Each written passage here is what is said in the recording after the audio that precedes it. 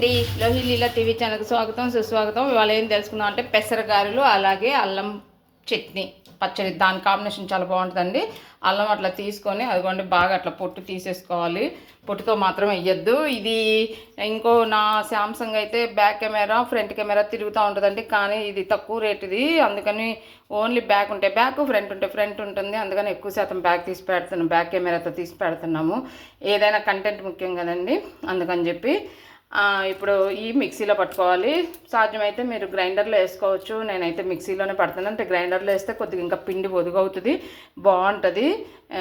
పరగగా రుబ్బుకోవాలి, మరీ మెత్తగా కాకుండా. దీంట్లో ఈ పెసలు నైట్లో నానబెట్టుకోవాలి. వేసుకుంటే ఇట్లా 4 గింజలు బియ్యం గింజలు వేసుకోవాలి. నేనైతే ఏమి వేయలేదు, ఎందుకంటే ఒక్కోసారి గుర్తుంటుంది ఒక్కోసారి గుర్తుండదు. ఇట్లా 4 గింజలు వేసుకుని అది కూడా బాగానే ఉంటుంది. ఇప్పుడు దీంట్లో ఏంటంటే అల్లము పచ్చిమిరపకాయ మర్చిపోవద్దు. అది మిక్సీలో వేసుకునేటప్పుడే కొద్దిగా అల్లం ముక్క తీసుకొని పచ్చిమిరపకాయలు ఒక 2 వాయిలు అవుతుంది. అది ఇంత అల్లం ముక్క, ఒక 3 పచ్చిమిరకాయలు, మళ్ళీ రెండోసారి వేసినప్పుడు ఇంత అల్లం ముక్క 3 పచ్చిమిరకాయలు ఉప్పు వేసి పట్టుకొని పరగగా రెడీగా పెట్టుకోండి. గారెలు పెసర గారెలు వేయడానికి బాగా తడుంటే, ఎక్కువ తడుంటే ఇరిగిపోతుంది పిండి. మనం ఒత్తేటప్పుడు అది కాక నూనె పిలుస్తుంది, అందుకని కొద్దిగా గట్టిగానే రుబ్బుకోవాలి. కొందరైతే అసలు ఏం చేస్తారంటే చిల్లుల గిన్నె ఉంది కదండి, దాంట్లో వడపోసేస్తారు. వడపోయిన తర్వాత చుక్క నీళ్ళు లేకుండా కూడా రుబ్బుతారు. కానీ మరీ అంత గట్టిగా రుబ్బాలన్నా మిక్సీలు తిరగవు. రోట్లో అయితే మనం ఇష్టం వచ్చినట్టు రుబ్బుకోవచ్చు. రోట్లో రుబ్బుకునే వాళ్ళు అలాగే నీళ్ళు బుట్టకేసేసి వడపోయిన తర్వాత రుబ్బుకోవచ్చు. కొద్దిగా ఉప్పు వేస్తే కొద్దిగా తడి వస్తుంది, దాంతో కూడా రుబ్బుకొని వేసుకుంటారు. కానీ ఇది తింటే చాలా టేస్ట్గా ఉంటాయండి. సరే రుబ్బినాక చూపిస్తా. ఇదిగోండి అంత పెసలు చూపించానండి. 2 వాయిలకి సగం సగం ముక్క తీసుకొని 2 వాయిలుగా ఇలా వేసుకుంటాను. పచ్చిమిరకాయలు వచ్చేసి ఒక 6 తీసుకున్నాను. మామూలుగా ఒక దాంట్లో ఫస్ట్ వాయికి 3, తర్వాత వాయికి 3. దీనికి శుభ్రంగా పొట్టు తీసుకొని కడుక్కొని అది రుబ్బుకోండి వేసుకొని. ఇదిగోండి పిండి ఇలా రుబ్బుకున్నాను.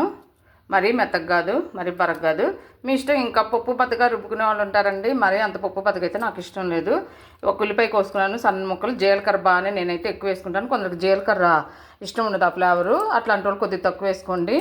తర్వాత వచ్చేసి ఇదే మీకు తెలిసిందే కదా, కొత్తిమీర పుదీనా కరివేపాకు సన్నగా కోసుకొని దీంట్లో వేసుకోవాలండి. ఈ మాత్రం అన్నిట్లో వేస్తూనే ఉంటాం ఇంచుమించు. శుభ్రంగా కలుపుకొని నూనె పెట్టుకొని గారెల్లాగా ఫ్రై చేసుకోవాలి, పలసగా ఒత్తుకొని. చూపిస్తా.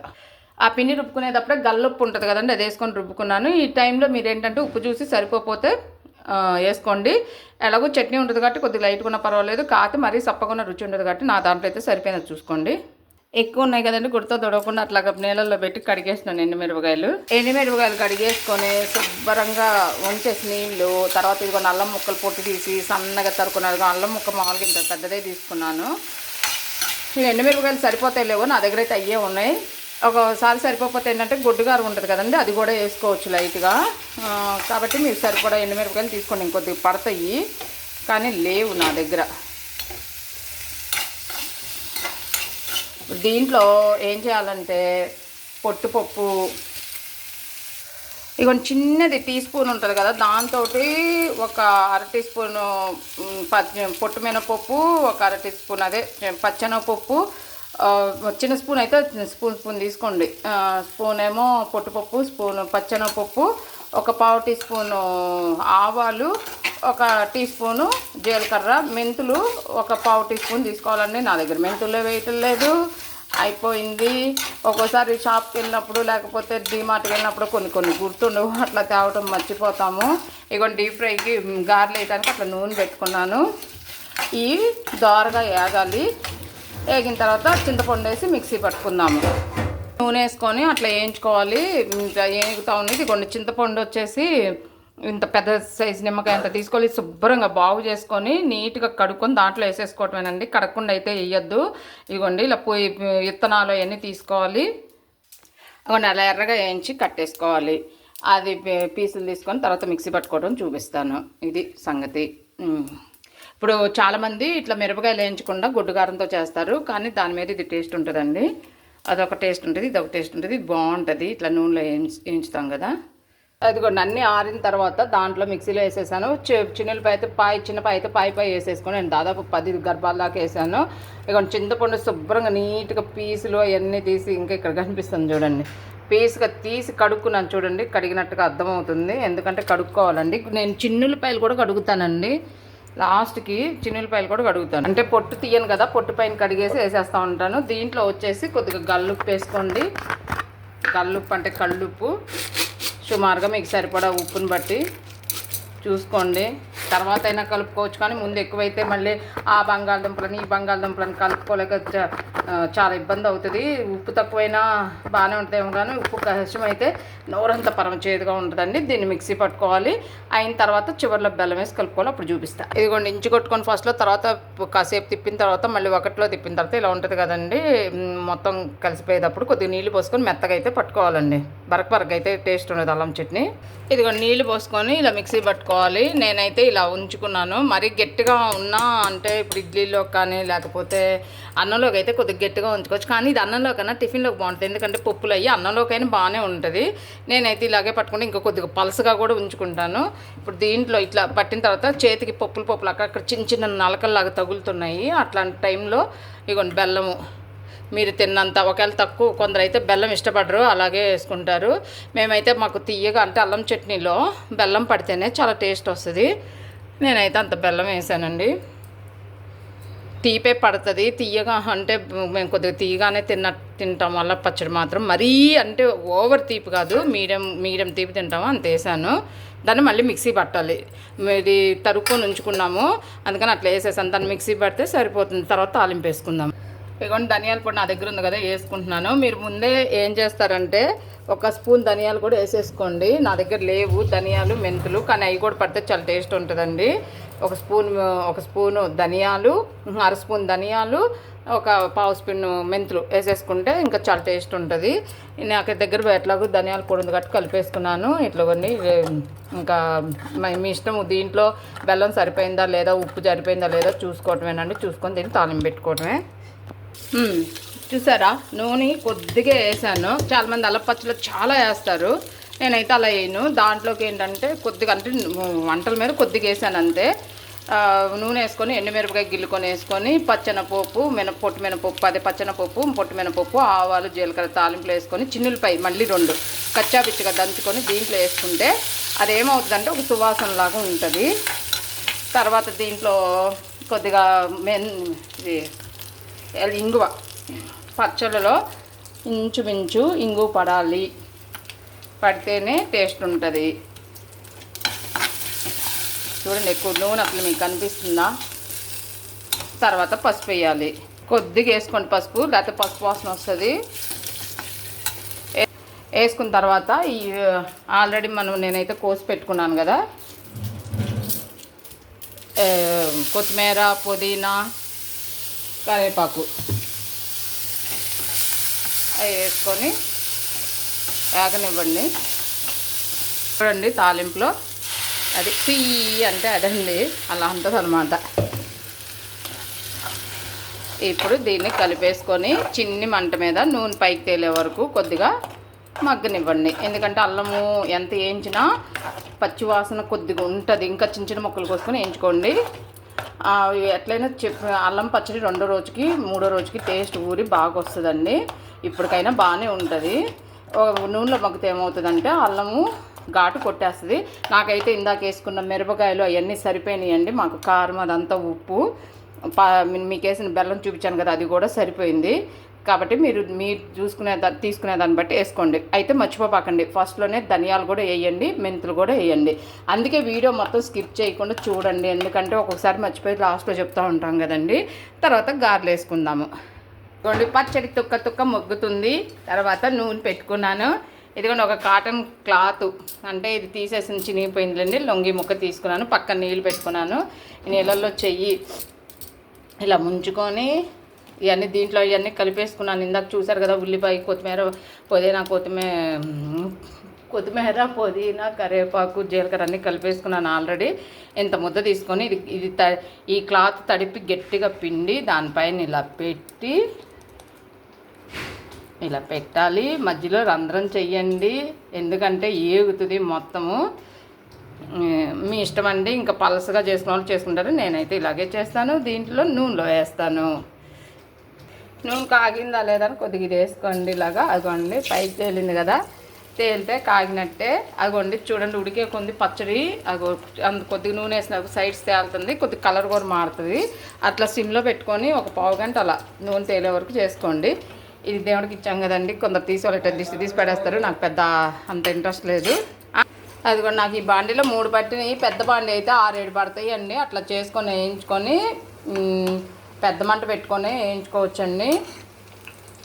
ఎందుకంటే గారెలు కదా, ఈ ఎర్రగా వేయించుకొని తీసుకోవాలండి. కొందరు అయితే చెక్కల్లాగా వేస్తారు, కానీ అట్లా ఇష్టం ఉండదు. అదిగోండి అలా మగ్గింది, నూనె అంతా తేలింది కదా, కట్టేసుకోండి. చూడండి అలా కలర్ మారింది, పైన నూనె కూడా తేలింది. ఇప్పుడు బాగుంటుంది పచ్చడి. దీనికి కాంబినేషన్ అసలు తింటే చికెన్ మటన్ కూడా సరిపోవండి. ఎప్పుడైనా సరే పెసర గారెల్లో కానీ పెసరట్లో కానీ అల్లం చట్నీ అలా ఉంటే బాగుంటుంది. ఇప్పుడు ఇది ఆరిన తర్వాత ఫ్రిడ్జ్లో పెట్టేసుకొని రోజు ఇట్లా ఇడ్లీలో కానీ లేకపోతే దోశల్లో కానీ మామూలుగా ఇట్లా పెసరగా దేంట్లోకైనా, ఇప్పుడు మనం పల్లీల చట్నీతో పాటు కొందరు ఇది మంచిదని చెప్పి తింటూ ఉంటారండి, అలా కూడా డైలీ తినొచ్చండి, బాగుంటుంది. ఇది తయారు చేసుకోండి. వేగిన తర్వాత తీద్దాం. ఈ కలర్లోకి వేగిన తర్వాత తీసేసుకోండి. తీసుకునేటప్పుడు సిమ్లో పెట్టండి. ఇంకొద్దిగా ఎక్కువ వేగినీళ్ళండి, ఇంకా కొద్దిగా లైట్గా తీసుకుని అయినా బాగానే ఉంటాయండి. అంటే ఈ పొట్టు కదా మనకు అట్లా వేగినట్టు అనిపిస్తాయి. అదిగోండి పైకి చూడండి పప్పు బద్దగా కనిపిస్తున్నాయి. వీటిని వార్చుకొని టిష్యూ పేపర్, పల్లెంలో టిష్యూ పేపర్ వేసుకొని దాని మీద పెట్టుకోండి. చేయి తడి చేసుకున్న తర్వాత దీంట్లో నుంచి ఇదిగోండి ఇంత ముద్ద తీసుకొని దాన్ని చూడండి, ఇదిగోండి ఇట్లా చేయి తడి చేసుకోవాలి. దాన్ని ఏం చేస్తారంటే మీకు కావాల్సినంత ముద్ద తీసుకొని దాన్ని ఇట్లా రౌండ్గా తడి చేయి ఉన్నాయి కదండి, దాన్ని రౌండ్గా ఇలాని దీని మీద ఇలాగనేసి దీంట్లో కొద్దిగా నీళ్లు ముంచుకొని దీనిపైన సరి చేసుకోవాలండి, గుగ్గిరి లేకుండా. నాకైతే ఇట్లాగ మందమే ఇష్టం అండి, మీ ఇష్టము. ఆ తర్వాత ఇది సిమ్లో పెట్టుంది కదా, దీన్ని పెట్టి ఇట్లా వేసేయండి అంతే యాజ్ యూజువల్. మళ్ళీ తడి చేసుకొని మళ్ళీ ముద్ద తీసుకొని మళ్ళీ దీని మీద పెట్టి మళ్ళీ కొద్దిగా తడి చేసుకొని చెయ్యి ఇట్లా చేసుకొని, అంటే తడి అంటే తడి కాదండి, ఊరినే ఇట్లా అని ఇట్లా విదిలించుకోవాలి అని చేసుకొని మధ్యలో చిల్లి పెట్టుకొని వేసుకోవాలి. నా అయితే 3 పడుతున్నాయండి. అది కాక నూనె కూడా ఎందుకు ఎక్స్ట్రా పోసుకోవటం అని చెప్పి పోసుకోవట్లేదు. అట్లా చేసుకొని వేయించుకోవాలి. ఇదిగోండి ఇట్లా 3 గారెలు వేసాం కదా, ఫస్ట్ వేసాం కదండి, చూడండి ఇట్లా గోల్డెన్ కలర్లోకి వచ్చింది కదండి, తీసేయండి. ఇందాకటి కొద్దిగా వేగినీలే ఆ కలర్ చాలండి. ఆ తర్వాత మళ్ళీ వచ్చి ఎట్లాగూ మనం ఏంటంటే అట్లా లేట్ అవ్వకుండా మళ్ళీ సేమ్ అట్లాగే ఉండ తీసేసుకొని ఇట్లా ఎగరేసుకొని ఇలా సరి చేసుకొని ఇలా అనేసి, ఎందుకంటే లేట్ అవ్వకుండా తొందరగా అవుతుంది. పెద్ద బాండి అయినా సరే మనం ఇదేనమాట ఇలా వేసేసుకుంటే ఈ పక్కన ఏమవుతాయి అంటే ఏగుతూ ఉంటాయి కదండి, అది సరిపోతుంది అనమాట లేట్ అవ్వకుండా పని. ఇది ఒక టిప్పు గుర్తుపెట్టుకోండి. ఎప్పుడైనా మంచి నూనెలో అంటే పల్లి నూనెలో ఉండాలంటే బయట నూనె తీసుకుంటే పిచ్చి పొగలాగా పిచ్చి వాసన వస్తుందండి. ఇది గానిగ నూనె కాబట్టి పర్ఫెక్ట్గా ఏమీ అట్లా ఏం రావట్లేదండి. చేసుకోవటానికైనా బాగానే ఉంది. మాకైతే ఈ గింజలు సన్ఫ్లవర్ ఆయిల్ గింజలు దొరకలేదు కాబట్టి ఈ నూనె వాడుతున్నాను, అది ఒకటి గుర్తుపెట్టుకోండి. గానుగ నూనె పట్టించుకోండి, ఏదో ఒకటి మనకు చేతనైనంతలో మనం పాటిద్దామండి. మరి అన్నీ పాటించలేకపోయినా సాధ్యమైనంత వరకు పాటించుకుంటే పర్వాలేదు. ఇప్పుడు మాకు అన్ని అనారోగ్యాలు వస్తాయి, మాకు రావనేం కాదు, కానీ ఇంట్లోనే ఇంతవరకు డాక్టర్తో అవసరం లేకుండా ఏదన్నా వచ్చినా కానీ ఇంట్లోనే మొండికేస్తూ ఉంటామండి.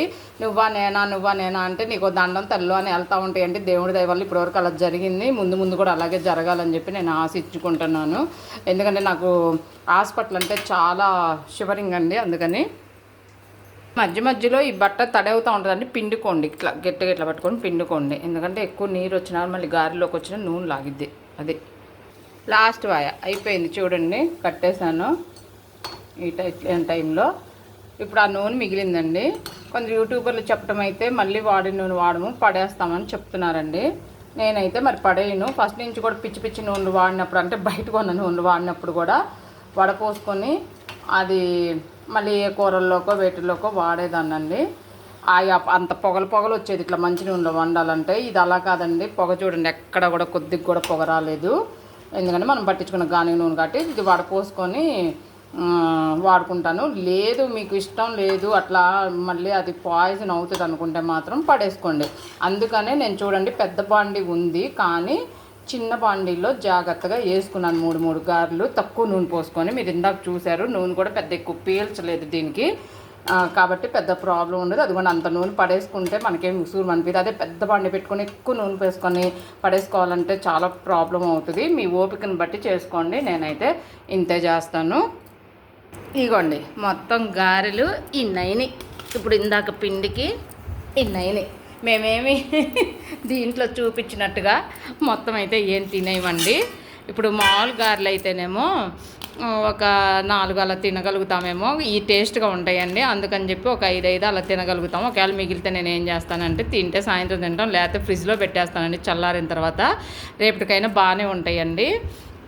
అట్లా అట్లా ఉంటాం అన్నమాట. ఎన్ని అయినాయండి? 3, 4, 5 బాగానే అయినాయి. తినంగా ఇంకొకసారికి మిగులుతాయేమో. ఇగో చట్నీ వచ్చేసి ఇలా అయింది. ఆ బాండి ఇవ్వు. ఇగోండి గట్టిగా అయింది. కొద్దిగా నాకైతే ఇంకా నీళ్ళగా ఉన్న ఇష్టమే, కానీ ఇప్పుడు పులుపు, ఉప్పు, బెల్లం అన్నీ కరెక్ట్గా సరిపోయినాయండి. ఇంకా అందుకని నాకు వేడి నీళ్ళు కాసి పోసుకోవచ్చు, కానీ మళ్ళీ అవన్నీ తగ్గిపోతాయండి. అందుకని ఇట్లాగే తిన్నాము. పలసగా ఉంటుంటే ఇంకా కొందరు ఇష్టం ఇది, కొందరు చాలా శాతం ఇట్లా గట్టిగానే ఇష్టపడతారు. సరేరా తిందు కానీ. ఇగో చూడండి, ఇప్పుడు దీంట్లో మేమైతే ఇగో చట్నీ, నేను కారం ఎందుకు తక్కువ వేస్తానో మీకు అర్థమవుతుంది. ఇట్లాగ బాగా నంజుకొని తింటాము. ఇందాకేసిన మిరపకాయలు అందుకే మాకు సరిపోయినాయి. దీంట్లో ఇంకోటి కాంబినేషన్ ఏంటంటే చికెన్ కానీ మటన్ కానీ వండుకొని తింటారండి పెసర గారెలతోటి, చాలా బాగుంటాయి. కూర్చో రా. ఇప్పుడు సరే ముక్క తీసుకొని నోట్లో పెట్టుకుంటున్నాండి. బాబా చాలా టేస్ట్ ఉంటాయని. ఇంకా మీరు పెసర గారెలు, అల్లం చట్నీ బాగున్న కాంబినేషన్ ఏది ఉండదండి. చికెన్ మటన్ కన్నా కూడా మాకు ఇదే ఇష్టం, కానీ కొందరు చికెన్ మటన్తో తింటారు.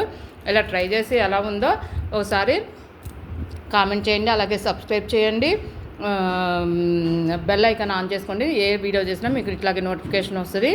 షేర్ చేయండి, లైక్ చేయండి. లైక్ చేస్తే ఎక్కువ మందికి రీచ్ అవుతుంది. నేను మీరు ఆదరించకపోయినా చేసి పెడతానే ఉంటాను నాకు తెలిసినవి.